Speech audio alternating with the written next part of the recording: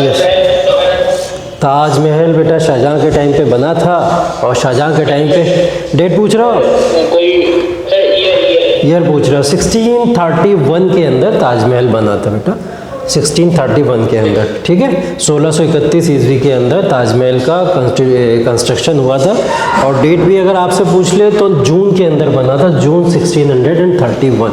और अगर exact date पूछ ले आपसे कि कौन सी डेट के अंदर बिल्ट होकर फॉर्मेशन हुई थी उसकी, तो 19 जून 1631 को बना था। वैसे इतना डिटेल में आपसे पूछेगा नहीं, ठीक है, इतना डिटेल में जाने की आपको ज़रूरत नहीं है, बस ऐसे पूछता है। हाँ हाँ हाँ हाँ, इन सब में डिफरेंस क्या है? ओके ओके ओके, ठीक है। तो आज़ाद हिंद फौज फॉरवर्ड ब्लॉक और INA पूछ रहे हो आप, ठीक है। अच्छा, इंडियन इंडिपेंडेंस लीग भी पूछ रहे हो, ठीक है ठीक है ठीक है, मैं सब बताता हूँ आपको। अभी जो हम लोग बात करने वाले हैं, ये टॉपिक जो आपको दिख रहा है यहाँ पे मैंने लिखा हुआ है ना, इसके अंदर जो है आपका इसी चीज़ का डिस्कशन भी अभी आएगा थोड़ा सा, फिर भी आपने पूछा तो मैं अभी आपको बता देता हूँ। देखिए, आज़ाद हिंद फौज और इंडियन नेशनल आर्मी INA जिसको हम लोग बोलते हैं, और आज़ाद हिंद फौज दोनों सेम है, पहली चीज़ तो ये याद रखिए। दोनों के नाम जो है, एक को हिंदी में आज़ाद हिंद फौज बोल देते हैं और इंग्लिश में इंडियन नेशनल आर्मी बोल देते हैं। दोनों से आपके क्वेश्चन पूछ लेता है कभी कभी, तो वो याद रखिएगा। दूसरी चीज़ ये है कि आपने वो पूछा, इंडियन नेशनल लीग पूछा था। अच्छा, Indian National army Azad Hind फौज जो हो गई वो सेम चीज़ है, उसको फॉरवर्ड ब्लॉक भी बता रहा हूँ, ये सबका लेना देना जो है सुभाष चंद्र बोस से लेना देना है। सुभाष चंद्र बोस ने जब क्या करा था 1930, एक, हाँ पूछो।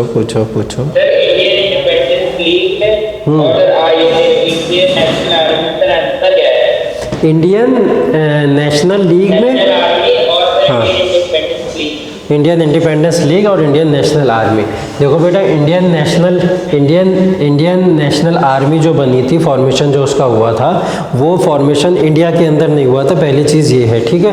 उसका जो फॉर्मेशन हुआ था वो आपका हुआ था साउथ ईस्ट एशिया के अंदर हुआ था, जिसके अंदर आपका जो आज के टाइम में जापान का एरिया जो आता है, ठीक है। तो इन सब के एरिया के अंदर क्या हुआ था, सुभाष चंद्र बोस यहाँ से चले गए थे, और यहाँ से जाने के बाद में उन्होंने इसकी फॉर्मेशन वहाँ पे की थी INA की। इसका लेना देना मोहन सिंह से था और सुभाष चंद्र बोस से लेना देना था, इन्हीं लोगों ने इसको आगे बढ़ाया था, ठीक। अब जो इंडियन नेशनल लीग बनी थी, इंडियन नेशनल लीग का जो फॉर्मेशन हुआ था, वो फॉर्मेशन जो हुआ था, जो इंडियन नेशनल आर्मी का फॉर्मेशन हुआ था, उसी के बेसिस पे इंडियन नेशनल लीग का भी फॉर्मेशन हुआ। उसकी एक ब्रांच थी इंडियन नेशनल लीग, सिर्फ और सिर्फ इंडियन नेशनल आर्मी की, जो कि ऑर्गेनाइज्ड हो रही थी कहाँ पे, भारत के अंदर, इंडिया के अंदर ऑर्गेनाइज्ड हो रही थी पूरी तरीके से।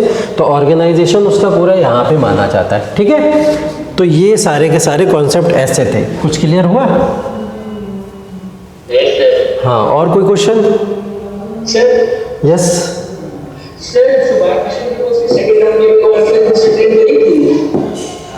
सुभाष चंद्र बोस ने second round table conference, Congress का कोई भी नेता जो था, नेशनल जो भी सेकंड राउंड टेबल कॉन्फ्रेंस, जितनी भी कॉन्फ्रेंसेज हुई हैं, कोई भी कांग्रेस का नेता पार्टिसिपेट नहीं करने गया। जो भी लीडर्स थे, सिर्फ उसमें से महात्मा गांधी गए थे, वो भी तब कांग्रेस में नहीं थे, वहाँ से रिज़ाइन कर चुके थे, इसलिए काउंट ही नहीं होता कि कांग्रेस ने कभी पार्टिसिपेट किया हो, ठीक है। इसलिए ये चीज़ याद रखना, कोई भी कांग्रेस के लीडर का नाम आ जाए, आपसे पूछ ले ऐसा, तो वो कभी भी काउंटेबल नहीं होगा, ठीक है। सिवाय महात्मा गांधी, BR अम्बेडकर, ठीक है, और मदन मोहन मालवीय, ये लोग थे जिन्होंने जाके कॉन्फ्रेंस को अटेंड किया था, और इनके अलावा किसी ने भी कॉन्फ्रेंस को अटेंड नहीं किया है। क्लियर है?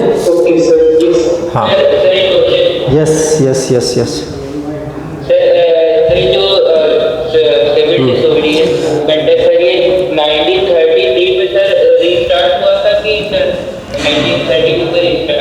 देखो, सिविल डिसओबीडियंस मूवमेंट जो था 2 फेज़ में चला है टोटल, ठीक है।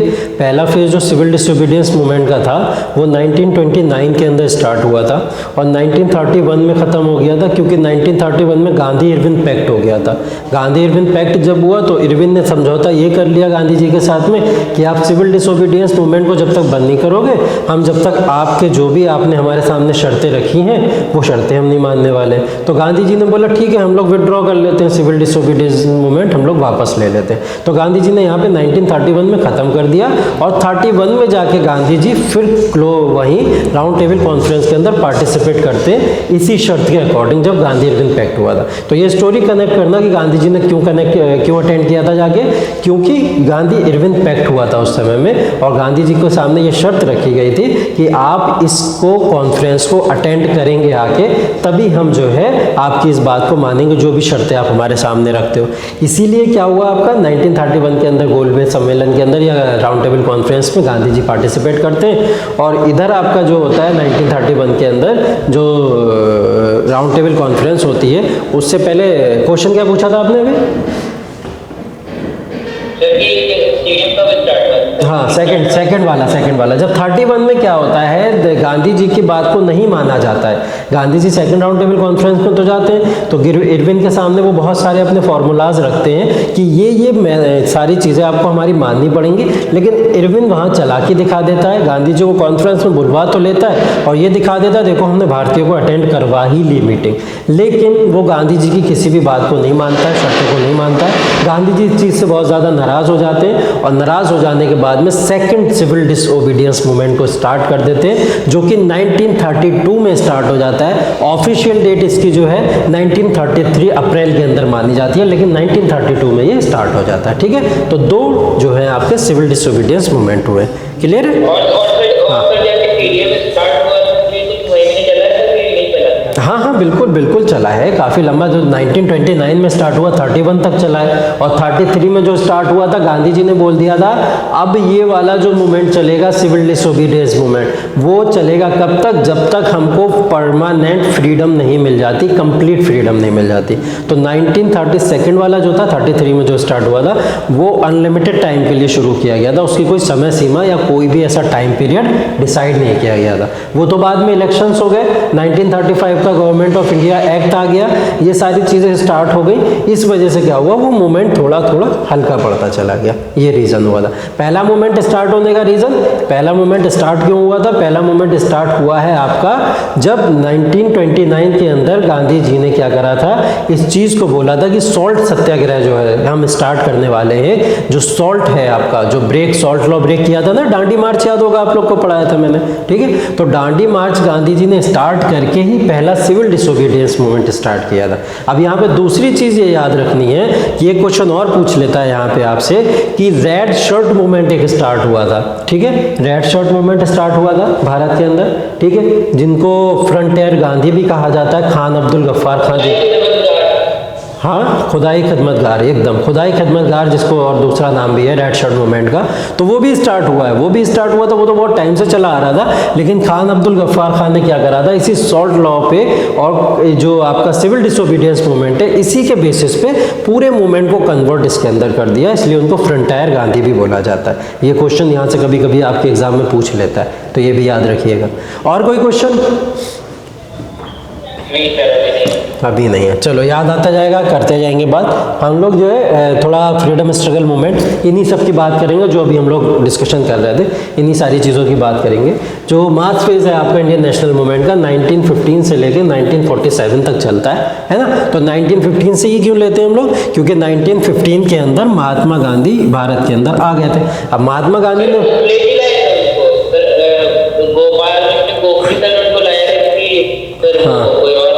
नहीं, गोपाल कृष्ण गोखले गांधी जी के पॉलिटिकल गुरु तो थे, लेकिन गांधी जी उनके सजेशन पे ही काम किया करते थे। तो अगर क्वेश्चन आपसे पूछ लेता कि किसकी एडवाइस पे गांधी जी भारत के अंदर आए थे, तो आप हाँ कह सकते हो कि गोपाल कृष्ण गोखले ने उन्होंने पॉलिटिकल एक एडवाइस दी थी कि इंडिया के अंदर आके आप मूवमेंट को कर सकते हैं, इसलिए वो आ गए होंगे, अगर क्वेश्चन ऐसा बनता है, वरना गांधी जी खुद अपनी मर्जी से आए थे, ठीक है।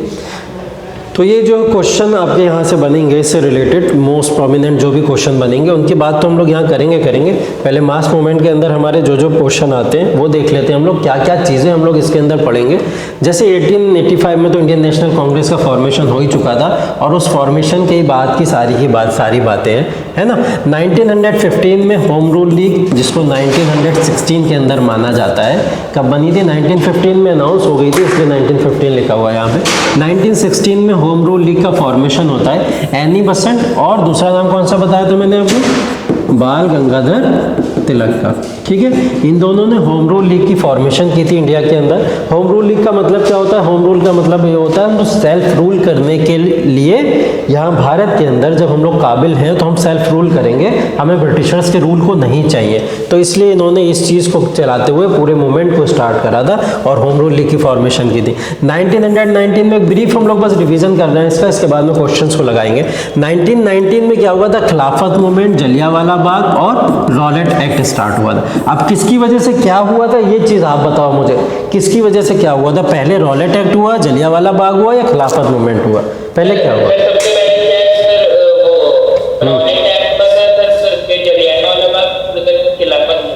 अच्छा, सबसे पहले रॉलेट एक्ट आया, ठीक है। रॉलेट एक्ट आया फरवरी में आया था। 1919 की बातें हो रही हैं। हुआ ये कि रॉलेट एक्ट एक पास किया गया इंडिया के अंदर अर्ली 1919 के अंदर, या वही जो आप बोल रहे हो फेब के अंदर। तो जब इसको लॉन्च किया गया भारत के अंदर तो इसको बोला गया, ये ना तो किसी बोला गया नो वकील नो अपील। ये क्वेश्चन भी पूछता है आपसे, कौन से ऐसे एक्ट को बोलते हैं जो कि नो वकील, नो अपील और नो दलील, ठीक है। नो वकील, नो अपील और नो दलील एक्ट कौन सा एक्ट कहलाता है आपका, ठीक है। तो ये एक्ट ऐसा लाया गया, इसके अंदर क्या करा जाता था? किसी भी पर्सन के ऊपर कोई भी, अगर जैसे आप 4 लोग खड़े होकर बाहर चाय पी रहे हो, चाय की दुकान पे आके पुलिस आपको अरेस्ट करके ले जाएगी और अरेस्ट करने के बाद में आपको ये भी नहीं बताया जाएगा कि क्यों अरेस्ट किया गया। उसके बाद में अभी हमको क्या, हमारे सामने लॉ है जो कॉन्स्टिट्यूशन हमको मिला है इंडियन लॉ के अकॉर्डिंग, 24 घंटे के अंदर अगर आपको कोई अरेस्ट भी कर लेता है तो 24 घंटे के अंदर अंदर मजिस्ट्रेट के सामने आपको पेश करना रहता है। इसके अंदर कोई पेशी वेशी नहीं थी, कुछ नहीं, किसी के सामने पेश नहीं करना है, सीधे उठा के जेल में डाल दो। जेल में डालने के बाद जिसको आपने पकड़ा उसके पास में ये भी अधिकार या राइट नहीं था कि वो किसी भी वकील को ले सके, कोई वकील को अपॉइंट कर सके। वकील अपॉइंट करने का भी अधिकार नहीं था, ना ही वो अपील कर सकता था, ना ही अपना कोई एक्सप्लेनेशन दे सकता था, ना ही कोई दलील दे सकता था। ऐसा एक्ट था। वो जब चाहेंगे आपको पकड़ लेंगे, जब चाहेंगे आपको छोड़ देंगे। तो जब ये एक्ट आया, इस एक्ट के अगेंस्ट में क्या हुआ? गांधी जी ने क्या करा? एक सत्याग्रह मूवमेंट यहाँ पे स्टार्ट कर दिया।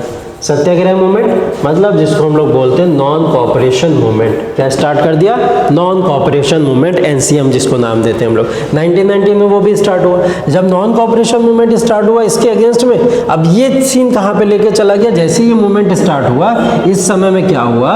जलियांवाला जो रीजन था, जहाँ पे पंजाब का रीजन जो था, वहाँ पे 2 लीडर्स थे आपके, सैफुद्दीन किचलू और सत्यपाल मलिक, ये 2 नाम मैंने आपको बताए हैं। तो ये दोनों लीडर्स ने क्या करा? पंजाब से इस मूवमेंट को संभाला, नॉन कॉपरेशन मूवमेंट को। यहाँ इनको अरेस्ट करके जेल में भेज दिया गया और जब जेल भेज दिया गया तो वहाँ पे जलियांवाला पे काफ़ी लोग खड़े हुए, इकट्ठे हुए, कलेक्ट हुए कि इन लोग को फ्री कराना है। 13 अप्रैल का दिन था, 13 अप्रैल बैसाखी का दिन था। उस दिन क्या हुआ? जनरल ओ ड्वायर ने क्या करा? अटैक करवा के इन बहुत सारे लोग जो यहाँ पे कलेक्ट थे, लगभग 1000 लोगों को बुरी तरीके से वहाँ पे मार दिया गया, जिसकी वजह से जलियांवाला बाग का इंसिडेंट हुआ। अब ये खिलाफत मूवमेंट यहाँ क्यों आ रहा है? खिलाफत मूवमेंट स्टार्ट हुआ था, ये स्टार्ट हुआ था टर्की के अंदर। खलीफा जो था, उस खलीफा की पोस्ट को खत्म कर दिया गया था। तो भारत के लोग अंग्रेजों से नाराज थे क्योंकि वर्ल्ड वॉर की वजह से खत्म किया गया था, ब्रिटिशर्स का रोल था खत्म करने में। तो खिलाफत मूवमेंट स्टार्ट हो गया। अब खिलाफत मूवमेंट को मर्ज कर दिया किसके साथ में? नॉन कॉपरेशन मूवमेंट के साथ में। किसने? महात्मा गांधी जी को ये कहीं ना कहीं पॉसिबिलिटी देखी कि हिंदू मुस्लिम यूनिटी का सबसे अच्छा मौका यही है, तो नॉन कॉपरेशन मूवमेंट के साथ में खिलाफत को मर्ज कर दो, इसलिए उन्होंने इसको मर्ज कर दिया। तो ये कहानी थी सारी की सारी यहाँ। 1921 में क्या हुआ?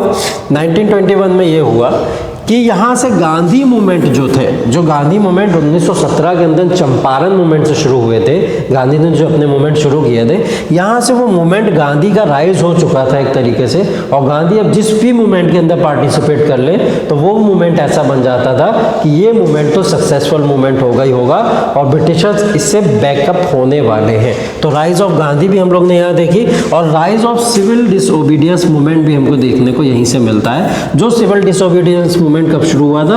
1929 के अंदर शुरू हुआ था। उसकी बात गांधी जी ने बोल दी थी 1921 और 22 के अंदर ही कि हम लोग एक सिविल डिसओबीडियंस मूवमेंट स्टार्ट करने वाले। लेकिन क्या हुआ यहाँ पे, क्या हो गया था? 1922 नॉन कोऑपरेशन मूवमेंट क्यों खत्म किया गया? क्योंकि चौरी चौरा इंसिडेंट हो गया था 1922 के अंदर। डेट याद रखेंगे आप लोग, 5 Feb 1922 क्या हुआ था? चौरी चौरा इंसिडेंट हुआ था, जहाँ पुलिस चौकी पे जाके कुछ इंडियंस ने कुछ ब्रिटिशर्स को वहाँ पे चौकी में आग लगा दी और वो लोग मारे गए वहाँ पे। ठीक है, तो इस वजह से यहाँ पे तो सिविल डिसओबीडियंस मूवमेंट नहीं स्टार्ट हो पाया। तो कब हुआ जाके? 1929 के अंदर स्टार्ट हुआ। ठीक है, ये वाला चौरी चौरा जो आप लोग देख रहे हो। 1928 के अंदर क्या हुआ? 1928 में लाला लाजपत राय का मर्डर हो जाता है। मर्डर कैसे हो जाता है? यहाँ पे लाठी से हो जाता है। लाठी ब्रिटिशर्स, लाठी चार्ज क्यों होता है? रीजन बताओ।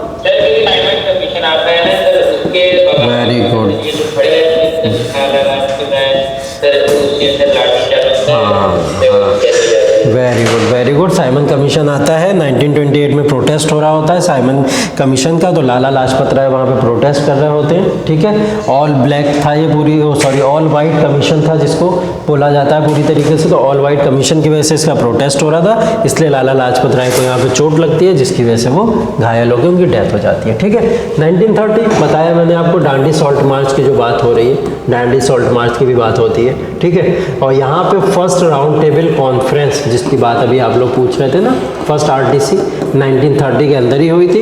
कोई भी कांग्रेस का लीडर यहाँ पे जाके पार्टिसिपेट नहीं किया, सब ने पूरी तरीके से इसको मना कर दिया कि हम राउंड टेबल कॉन्फ्रेंस में किसी तरीके का पार्टिसिपेशन नहीं लेंगे। 1931 हुआ, गांधी इरविन पैक्ट होता है यहाँ पे, और सेकेंड राउंड टेबल कॉन्फ्रेंस यहाँ पे हो जाती है यहाँ पे। ठीक है, जिसके अंदर गांधी क्या करते हैं? पार्टिसिपेट करते हैं जाके। पूछेगा तीनों राउंड टेबल कॉन्फ्रेंस के अंदर पार्टिसिपेट करने वाला कौन था? आंसर,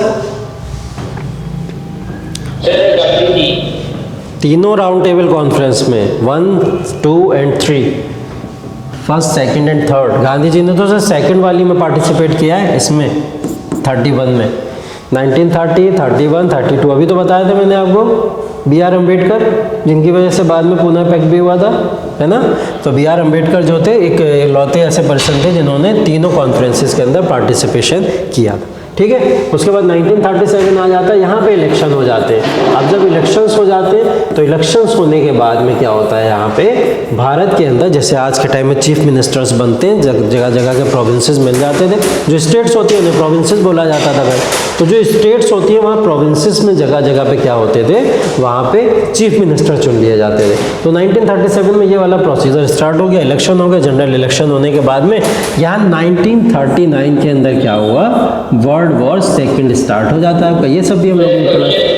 हाँ पूछिए।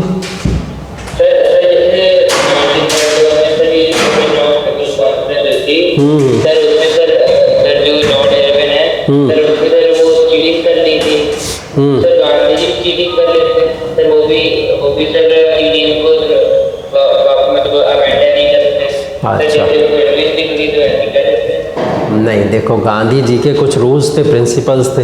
ठीक है, आज के टाइम में इरविन को कौन जानता है? गांधी जी को जानते हैं ना लोग। इरविन का तो नाम सिर्फ यहाँ पे पढ़ लोगे आप, खत्म। उसके बाद में कोई प्रिंसिपल, कोई सिद्धांत कुछ नहीं है इरविन का। जो principles, laws, regulations Gandhi ji के पूरी दुनिया के अंदर पढ़े जाते हैं, और गांधी जी को जिस तरीके से पूरी दुनिया के अंदर माना जाता है, ना ही सिर्फ भारत में, तो वो सिर्फ उनके प्रिंसिपल्स और सिद्धांत की वजह से माना जाता है। गांधी जी जैसे खुद थे वैसे ही सामने वाले को समझा करते थे, इसलिए ट्रस्ट भी करा करते थे, भरोसा भी किया करते थे। इसलिए गांधी इरविन पैक्ट करके उन्होंने उसके ऊपर ट्रस्ट किया।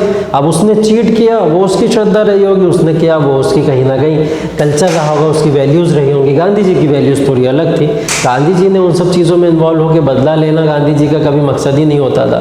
गांधी जी का बोलना ये था कि हर एक पर्सन जो सामने आपके है उसके अंदर गॉड एग्जिस्ट करता है, और उस गॉड को जो एग्जिस्ट करता है उस गॉड के अंदर कहीं ना कहीं अच्छाइयाँ जो है, उन अच्छाइयों को निकाल के बाहर ला के आप उस पर्सन के माइंड को चेंज कर सकते हो, है ना, अपने एफर्ट्स के साथ में आप सामने वाले के पर्सन के सारे पूरी तरीके से हर एक माइंड को चेंज कर सकते हो। ये गांधी जी का बिलीफ था। तो गांधी जी ने क्या करा, चुपचाप बैकअप ले लिया यहाँ से और इरविन के साथ में समझौते को ख़त्म कर दिया, है ना। तो ये गांधी जी के प्रिंसिपल थे, सिद्धांत है। गांधी जी चीट नहीं कर सकते थे, इसलिए उन्होंने यहाँ पे चीट नहीं किया, ठीक है। 1942 आता है, ठीक है। यहाँ से क्विट इंडिया मूवमेंट आपने सुना है, भारत छोड़ो आंदोलन शुरू होता है। यहीं से सुभाष चंद्र बोस आते हैं, और सुभाष चंद्र बोस 1942 के बाद में क्या होता है, 1943 के अंदर क्या करते हैं, एक स्लोगन देते हैं। स्लोगन भी आपसे पूछता है कभी कभी, यहाँ क्या देते हैं स्लोगन, दिल्ली चलो या दिल्ली चलो, ठीक है, कम टू दिल्ली, ये स्लोगन देते हैं। स्लोगन भी आपसे कभी कभी पूछ लेता है, तो ये भी याद रखिएगा। 1946 के अंदर यही जो INA की बात कर रहे थे, इंडियन नेशनल आर्मी की बात हो रही थी, आज़ाद हिंद फौज की बात हो रही थी, इसके जो भी मेंबर्स थे उन सबको अरेस्ट कर लिया जाता है। उन सबको अरेस्ट करके कहाँ ले आया जाता है, सबको अरेस्ट करके भारत के अंदर ले आते हैं, ठीक है। और अब उनके ऊपर ट्रायल चलेगा, केसेस चलेंगे, मुकदमे चलेंगे, और उसके बाद में डिसीजन लिया जाएगा कि इनको क्या पनिशमेंट देनी है। 1947 इंडिया का पार्टीशन हो जाता है, इंडिया अलग हो जाता है, पाकिस्तान अलग हो जाता है, और इंडिया को इस बहाने क्या होता है, फ्रीडम मिल जाती है, ठीक है। तो ये सारे के सारे मूवमेंट्स हैं, इसका एक रिवीजन पॉइंट ऑफ व्यू से हमने देखा। उसके बाद में ये बहुत सारी चीज़ें हैं, ठीक है, ये सब देख लीजिएगा आप लोग। मैंने सारे शॉर्ट में आपको बता ही दिए कौन कौन सी चीज़ें कब कब हुई हैं। इन सबको एक बार आपको PDF मिल ही जाएगी, PDF के फॉर्म में देख लीजिएगा। अभी क्या करते हैं, कुछ क्वेश्चन देख लेते हैं। Gandhi ji started the satyagraha movement, yes yes yes. नहीं सर, क्वेश्चन नहीं पूछना है, कोई क्वेश्चन नहीं पूछना है। अच्छा, क्वेश्चन नहीं पूछना, हाँ तो क्वेश्चन बताइए, फिर नहीं पूछना है। तो Gandhi ji started the satyagraha movement against the in 1999 Rowlatt act. Very good, very good, Rowlatt act is the correct answer. चलिए ठीक है, नेक्स्ट वाला देख लेते हैं। During whose regime did the Cripps mission visit India. Cripps mission Bharat कब आया था, कौन उस टाइम पे आपका लॉर्ड लिनलिथगो। लॉर्ड लिनलिथगो आपके वाइसरॉय रहे हैं 1936 से लेके 1943 तक, ठीक है। हाँ हाँ हाँ, इन्हीं के समय में फॉरवर्ड ब्लॉक भी बना था। तो क्रिप्स मिशन भारत कब आया था, 1940। हाँ बिल्कुल बिल्कुल, तब भी हाँ तब भी लिनलिथगो ही होंगे। देखो मैंने टाइम पीरियड बता दिया ना, 36 से लेकर 43। 1936 से 43 के बीच में जितने भी इवेंट्स हुए वो सारे के सारे किसके टाइम पे हुए, लिनलिथगो के ही समय में हुए होंगे, है ना। अब लॉजिक लगा के अपने आंसर लगा लेना उससे रिलेटेड, ठीक है। चलिए next question. Who presented the August proposal. August proposal कब आया था, पहले ये बताओ। ये तो 1940 के अंदर आया था, 1940, हाँ अगस्त 1940 में आया था। अगेन भाई 1936 से 43 तक कौन थे, लॉर्ड लिनलिथगो थे आपके, ठीक है। तो आंसर इसका लॉर्ड लिनलिथगो हो जाएगा। अगस्त प्रपोजल लाया क्यों गया था, कोई रीजन बताएगा मुझे।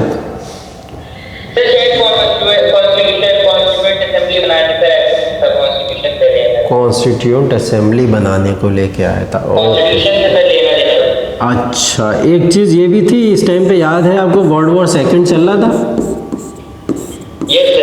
हाँ वर्ल्ड वॉर सेकंड चल रहा था इस समय में। अब वर्ल्ड वॉर सेकंड चल रहा था तो ये अंग्रेज लालच दे रहे थे बार बार। क्रिप्स मिशन का लालच दिया, अगस्त प्रपोजल का लालच दिया, ठीक है, ऐसे करके लालच दे रहे थे। इन्होंने बोला कि हम कॉन्स्टिट्यूएंट असेंबली आपकी एक बनवा देंगे, उसके हिसाब से आप अपना कॉन्स्टिट्यूशन बना लेना। ऐसा इन्होंने अगस्त प्रपोजल में प्रपोजल भेजा हमारे पास में। दूसरा प्रपोजल इन्होंने ये भेजा था कि हम आपको डोमिनियन स्टेटस दे देंगे। क्या दे देंगे, डोमिनियन स्टेटस। अगर कभी पूछ ले आपसे कि अगस्त प्रपोजल में क्या था, तो पहला तो आपने बता ही दिया कि कॉन्स्टिट्यूएंट असेंबली की कहीं ना कहीं एक प्रपोजल रखा था हमारे सामने, और दूसरा प्रपोजल इन्होंने डोमिनियन स्टेटस का रखा था। डोमिनियन स्टेटस का मतलब ये कि भारत के ऊपर किंगशिप जो रहेगी, क्राउनशिप तो अंग्रेजों की रहेगी, राजा रानी महारानी तो अंग्रेज रहा करेंगे, लेकिन पूरा का पूरा जो कॉन्स्टिट्यूशनल सिस्टम है, प्राइम मिनिस्टर से लेके चीफ मिनिस्टर से लेके या जो भी आपके पूरे के पूरे मिनिस्टर्स होते हैं वो सारे के सारे आपके रहेंगे, कॉन्स्टिट्यूशन आपका रहेगा, आप अपने हिसाब से चलाइएगा, ठीक है। तो ये डोमिनियन स्टेटस की बात कर रहे थे, लेकिन भारत ने इसको रिजेक्ट कर दिया था। खैर, next question, Mahatma Gandhi first experience with satyagraha movement in India was at. Champaran satyagraha. क्या था चंपारण? सर चंपारण में सर सत्याग्रह हुआ था। हाँ, चंपारण में सत्याग्रह हुआ था 1917 के अंदर। इसके पीछे रीज़न क्या था? तो रीजन नहीं मालूम। रीज़न नहीं मालूम। बिहार के अंदर है चंपारण, ये बात बताएं। मिल वर्कर्स वाला बेटा इसके अंदर नहीं है, चंपारण के अंदर, वो अहमदाबाद मिल स्ट्राइक है जिसकी आप बात कर रहे हो। यहाँ पे क्या है, इंडिगो की बात सुनी होगी आप लोग ने। इंडिगो की फार्मिंग हुआ करती थी। हाँ, तो यहाँ पे इंडिगो की फार्मिंग को लेके क्या करा था, कंपलसरी कर दिया गया था कि इंडिगो की फार्मिंग आपको करनी पड़ेगी। इंडिगो देखा होगा कपड़े को कलर करने के लिए जो नील आता है, ठीक है, जो नील आता है, कलर आता है आपका, तो वो इंडिगो होता है। उस टाइम पे कलर जो था, कपड़ों की डिमांड बहुत ज़्यादा थी, ठीक है। वर्ल्ड वॉर भी चल रहा था उस समय में, और वर्ल्ड वॉर के समय में क्या हुआ था, तो बहुत ज़्यादा डिमांड उठ रही थी, कई जगह पे फैक्ट्रीज शट डाउन हो चुकी थी। तो इंडिया के अंदर एक अच्छा मौका मिला ब्रिटिशर्स को कि हम यहाँ पे इंडिगो अगर उगाना शुरू कर दें तो हमारा पूरी दुनिया के अंदर डिमांड अच्छा हो जाएगा। तो इन्होंने जितने भी फार्मर्स थे उनके ऊपर कंपलसरी कर दिया, खास करके चंपारण के अंदर, क्योंकि बिहार के अंदर इसकी खेती अच्छी होती थी। तो इन्होंने क्या बोला, इसको बोला गया 3/20 सिस्टम, या इसको बोलते हैं 3 कठिया सिस्टम। क्या बोलते हैं? 3 कठिया सिस्टम या 3/20 सिस्टम। इन्होंने कंपलसरी कर दिया कि अपनी लैंड, जितनी भी लैंड आपके पास में है, उसमें से 3/20 एरिया के ऊपर, उस एरिया के ऊपर इंडिगो की फार्मिंग कंपलसरी है, वो करना ही करना है हर एक फार्मर को इस एरिया के। तो इन्होंने जब ऐसा कंपलसरी कर दिया तो इसकी वजह से क्या हुआ, अब जहाँ पे इंडिगो उगाया करती थी वहाँ पे धान हो गए आपके, गेहूँ हो गए आपके, गन्ना हो गया आपका, ये फसलें खराब होना शुरू हो गई वहाँ पे, मतलब बंजर हो जाती थी वो ज़मीन जहाँ पे भी इसकी फार्मिंग हुआ करती थी। तो इसको लेके प्रोटेस्ट होना स्टार्ट हो गया, बहुत ज़्यादा फार्मर्स ने प्रोटेस्ट किया। ये लोग नहीं माने, इन्होंने किसी भी तरीके की कोई बात मानने की ज़रूरत नहीं की, और इवन टैक्स बढ़ाते चलेगा। जो लोग इंडिगो की फार्मिंग नहीं करेंगे उनके ऊपर बोल दिया 30 से लेके 50% तक टैक्स लगा दिया जाएगा, या तो टैक्स दे दो या तो इंडिगो की फार्मिंग करो, ऐसा कर दिया गया। तो ये एक्सप्लॉयटेशन को देख के महात्मा गांधी को इन्वाइट किया गया, और महात्मा गांधी आए चंपारण के अंदर 1917 के अंदर। चंपारण एग्रेरियन कमेटी बनी और उसके थ्रू इस चंपारण के अंदर ये 3/20 सिस्टम को हटा दिया गया। तो ये था पूरा चंपारण मूवमेंट, गांधी जी का पहला सक्सेसफुल सत्याग्रह जिसको हम लोग बोलते हैं, ठीक है। चलिए next question, because of which conspiracy Khudiram Bose was sentence. देख लो ऑप्शन, देख लो बेटा, काकोरी तो है ही नहीं इसमें। Khudiram Bose was sentenced death penalty. एक खुदीराम बोस है, एक है आपके प्रफुल्ल चाकी, 2 नाम आएंगे यहाँ, ठीक। तो इन दोनों ने क्या करा था, कि ये जो मिलिटेंट्स थे उस टाइम के, जो पूरी आज़ादी के टाइम में छोटे छोटे आपको देखने को मिलेंगे, चाहे वो खुदीराम बोस हों, प्रफुल्ल चाकी हों, उसके बाद में फिर बड़े नाम भी आए आपके सामने, जैसे भगत सिंह हो गए, अशफाक उल्लाह खां हो गए, ऐसे लोग भी बाद में आए। और इन्होंने आके क्या करा, इन्होंने आके जो ब्रिटिशर्स जो एक्सप्लॉयटेशन इंडियंस के साथ में किया करते थे, या जो भी इंडियंस के साथ में वो पूरी तरीके से उनको मारना या बुरी तरीके से उनके साथ में जो भी कॉन्स्पिरेसी किया करते थे, उसका बदला लेने के लिए ये लोग आए थे, ठीक है। इन्होंने क्या करा, खुदीराम बोस ने और प्रफुल्ल चाकी ने, 1908 की बात है, 1908 की बात है। खुदीराम बोस की एज है यहाँ पे सिर्फ और सिर्फ 16 साल की, कितने, 16 ईयर्स, और प्रफुल्ल चाकी है यहाँ पे 18 ईयर्स के, ठीक है। तो ये दोनों लोग थे, इन दोनों को क्या हुआ, इन दोनों ने वहाँ से एक जज थे आपके, जज का नाम था कैनेडी। क्या नाम था जज का? कैनेडी। उन्होंने एक फैसला ऐसा दिया था जो इंडियंस के अगेंस्ट में था, जो पूरी तरीके से ओपनली दिखा रहा था कि इंडियंस का एक्सप्लॉयटेशन किस तरीके से किया जा रहा है, ठीक है। तो इन्होंने क्या करा, बोले कैनेडी को हम मार देंगे, कैनेडी जैसे ही आएंगे उनको मार दिया जाएगा। तो इनकी कार्ट जा रही थी, कार्ट क्या था कि घोड़े पे सवार होके, जैसे पीछे तांगा टाइप का नहीं होता था, पीछे से वो बना हुआ होता था पूरी तरीके से, ठीक है। तो उसके अंदर ये इनकी कार्ट बैठ के जब ये जा रहे थे तो उसके ऊपर इन्होंने बॉम्ब फेंक दिया। किसने? खुदीराम बोस ने और प्रफुल्ल चाकी ने। दोनों ने मिलकर बॉम्ब फेंक दिया उसके ऊपर, लेकिन वो किसी गलत कार्ड के ऊपर जाके गिर गया, आगे वाली कार्ड पे गिर गया। आगे वाली कार्ड के अंदर दो महिलाएं थी। महिलाएं कौन थी? कैनेडी की वाइफ थी और कैनेडी की डॉटर थी, ठीक है। इन दोनों के ऊपर जाके वो बॉम्ब गिर जाता है, इन दोनों की तो डेथ हो जाती है, लेकिन ये कैनेडी बच जाता है, ठीक है। अब इनके ऊपर जब अटैक कर दिया जाता है तो अटैक करने में क्या होता है, खुदीराम बोस को पकड़ लिया जाता है, इनको डेथ पेनल्टी दे दी जाती है, इनको फांसी की सज़ा सुना दी जाती है। प्रफुल्ल चाकी इस डर से क्या कर लेते हैं, ये सुसाइड कर लेते हैं यहाँ पे। तो ये इंडियन मिलिटेंट्स हुए, देखो कितने हिम्मती लोग हुआ करते थे उस समय में, कि ब्रिटिशर्स से कहीं ना कहीं बदला लेने के लिए अगर कुछ ऐसी गलत चीज़ें हो रही थी तो उनको रोका कैसे जाए, उसके लिए इन्होंने अपनी जान तक दी। तभी तो बोला जाता है इंडियन फ्रीडम ऐसे ही नहीं मिल गई, बहुत सारे लोगों ने उसके लिए कहीं ना कहीं कुर्बानियाँ दी है। तो ऐसी छोटी छोटी उम्र में 16 और 18 साल की उम्र में आप देख लो किस तरीके से इन्होंने अपनी कुर्बानी दी थी। उसी के अंदर अलीपुर कॉन्स्पिरेसी जिसको हम लोग बोलते हैं, ठीक है, इसका आंसर हो जाएगा अलीपुर कॉन्स्पिरेसी। जहाँ खुदीराम बोस या प्रफुल्ल चाकी का नाम आ जाए, वो अलीपुर कॉन्स्पिरेसी थी। कब हुई थी? 1908 के अंदर हुई थी। इसको आप लोग याद रखेंगे। नेक्स्ट क्वेश्चन है आपका, विच political leader died after receiving लाठी ब्लोज? पता है आपको? पता है आपको? और रीज़न? Simon commission. हाँ, गो बैक साइमन। चलिए, who gave the slogan Delhi चलो, ठीक, वेरी गुड। कब दिया था? अभी डेट भी बताई थी मैंने आपको, ईयर बताया था 1943 के अंदर इंडियन नेशनल आर्मी के लोगों को ये क्या कर रहे थे, लीड कर रहे थे। ऐसे सामने खड़े हुए थे स्टेज के ऊपर, सारे इंडियन नेशनल आर्मी के सोल्जर्स खड़े हुए थे वहाँ पे, और उन सारे सोल्जर्स को खड़ा करके इन्होंने क्या बोला, ये लोग कहाँ थे, ये लोग तो भारत के अंदर नहीं थे, आईएनए कहाँ से चल रहा था, जापान के अंदर से चल रहा था।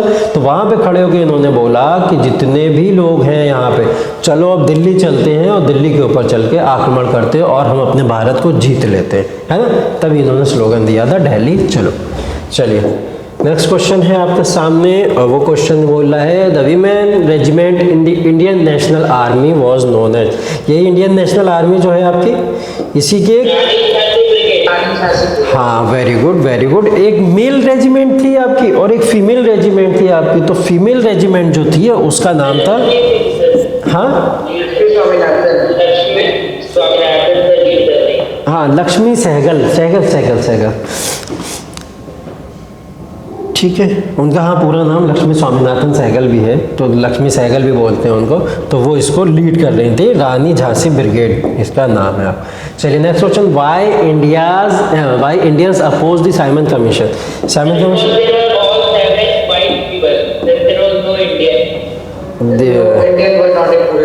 yes, very good, option number A, Indian were not included in the commission, ठीक है। चलिए, next question, who presided over the Lahore session? कब हुआ था? 1929 के अंदर लाहौर के अंदर सेशन हुआ, जवाहरलाल नेहरू ने इसको प्रिसाइड किया था। और क्या बोला था यहाँ पे? पूर्ण स्वराज या कंप्लीट इंडिपेंडेंस यहाँ पे इन्होंने डिक्लेयर कर दी थी, ठीक है। चलिए, नेक्स्ट क्वेश्चन, हु फाउंडेड नौजवान सभा? नौजवान सभा का फॉर्मेशन किसने किया था? कोई आइडिया?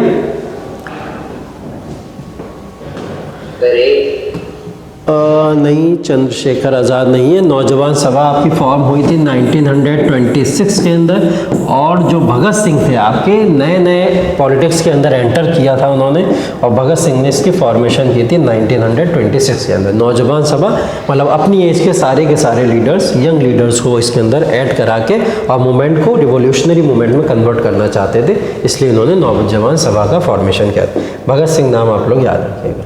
नेक्स्ट है, who led the red shirt movement? बताइए। खान अब्दुल बी, हाँ, खान अब्दुल गफ्फार खान, ठीक है। खान अब्दुल गफ्फार खान ने रेड शर्ट मूवमेंट को ऑर्गेनाइज किया था पूरी तरीके से, इन्होंने ही पूरे मूवमेंट को लीड किया। चलिए, who gave the title of Sardar to Sardar Patel? ये तो गलत लिख गया, दो बार आ गया। हाँ, तो सरदार वल्लभ भाई पटेल को सरदार का टाइटल किसने दिया? पंडित नेहरू ने दिया था, मौलाना आज़ाद ने दिया था, महात्मा गांधी ने दिया था, B.R. अम्बेडकर। किसने दिया?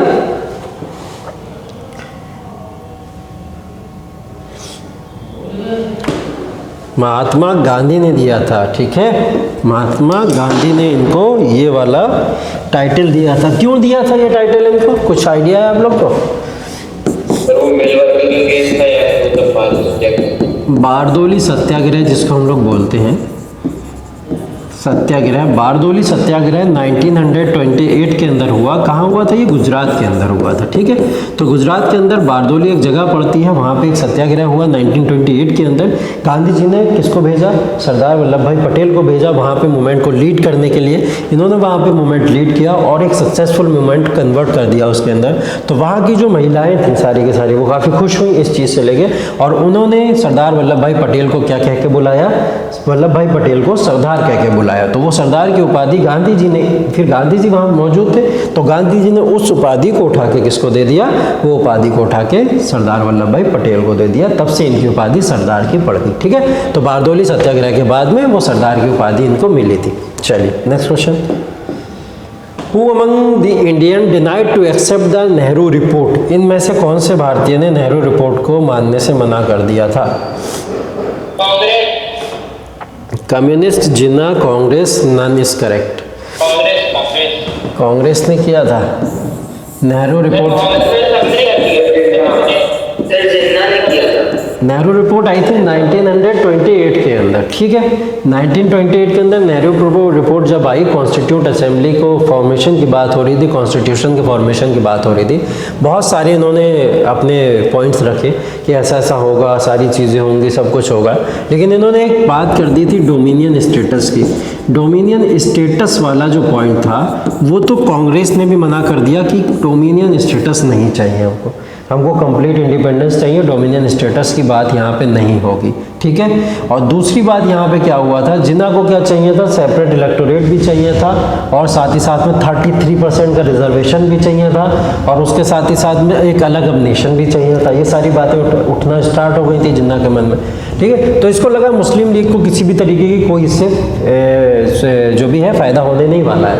तो जिन्ना ने इसको स्ट्रांगली अपोज किया था पूरी तरीके से नेहरू रिपोर्ट को, और कांग्रेस ने भी इसको अपोज किया था। किस बेसिस पे?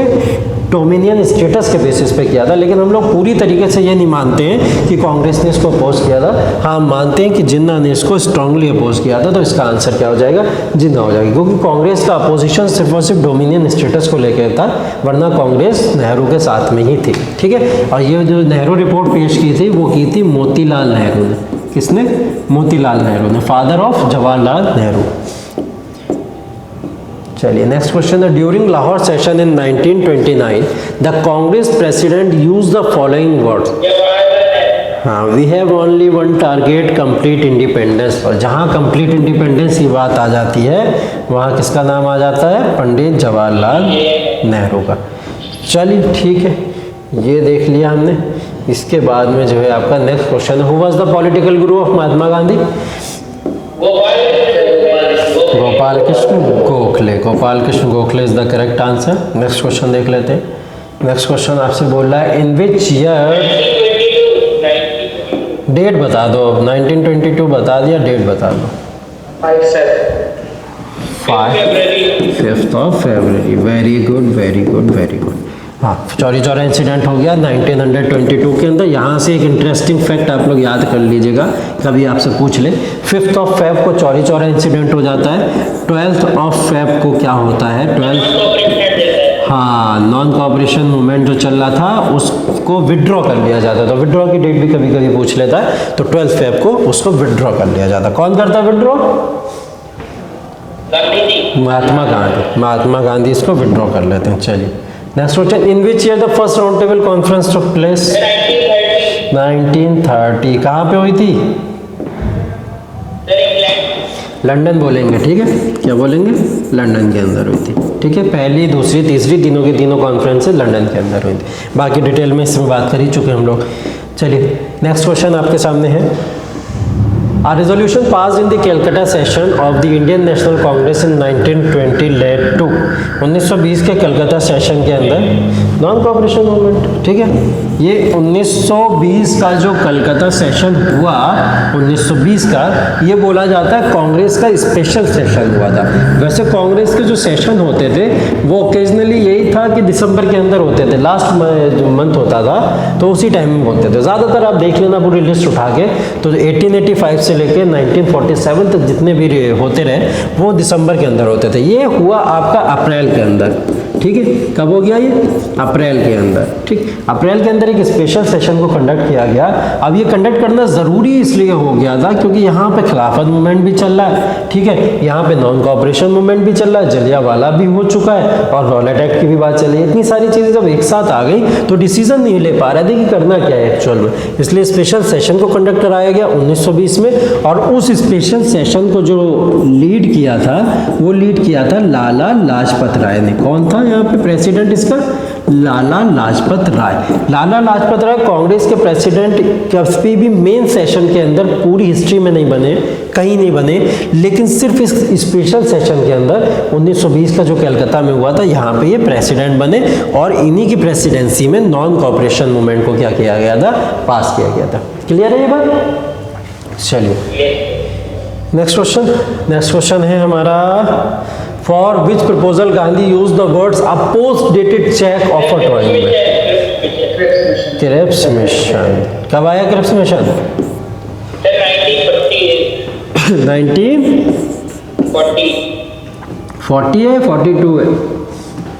1942 में आया। अच्छा, 1940 में आया है। और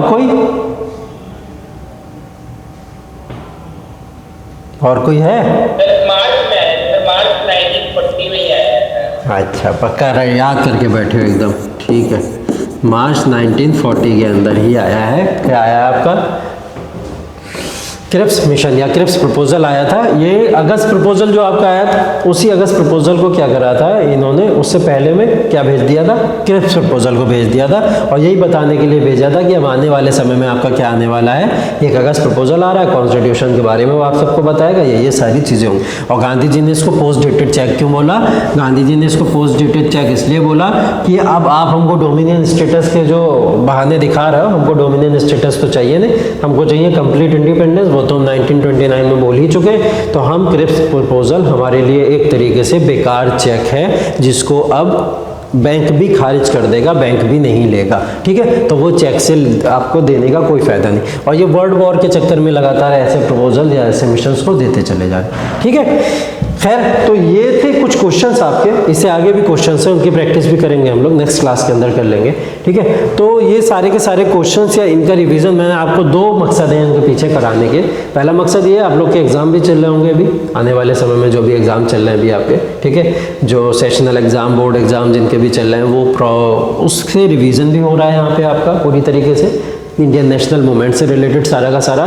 दूसरी चीज़, एनटीएससी के जो भी बैचेस हैं उन बैचेस के अंदर ये सारे के सारे क्वेश्चन जो हम लोग ने कर लिए थे उनका भी रिवीजन आपका हो रहा है। ठीक है, तो एक तीर से दो निशाने कहीं ना कहीं लगाए जा रहे हैं आपके यहाँ पे। तो ऐसे क्वेश्चंस को बहुत कायदे से और बहुत अच्छे से देख लीजिएगा, क्योंकि ऑब्जेक्टिव क्वेश्चंस ही आपके कहीं ना कहीं सिलेबस का पार्ट बन चुके हैं आज के समय में। तो ऐसे ही क्वेश्चंस आपसे पूछे जाएंगे लगातार, है ना। तो जितने भी पोर्शन को हमने पीछे डिस्कस किया था एक रिवीजन वाला, और उसको पीडीएफ के फॉर्म में मैं आपके पास में भेज दूंगा। ठीक है, नेक्स्ट क्लास के बाद में मैं आपको भेज दूंगा। तो इससे रिलेटेड जितने भी क्वेश्चंस हैं उनको प्रैक्टिस करते रहिए, और इंडियन नेशनल मूवमेंट से ही सबसे ज़्यादा क्वेश्चन आपके आते हैं। इस चीज़ को हिस्ट्री के अंदर बिल्कुल एकदम गार्ड बांध के याद रख लीजिएगा। पीछे के भी क्वेश्चन पूछेगा, 1-2-4 क्वेश्चन वहाँ से भी पूछ लेता है, लेकिन ज़्यादा से ज़्यादा maximum question Indian national movement 1915 से लेकर 1947 के बीच के ही पूछेगा।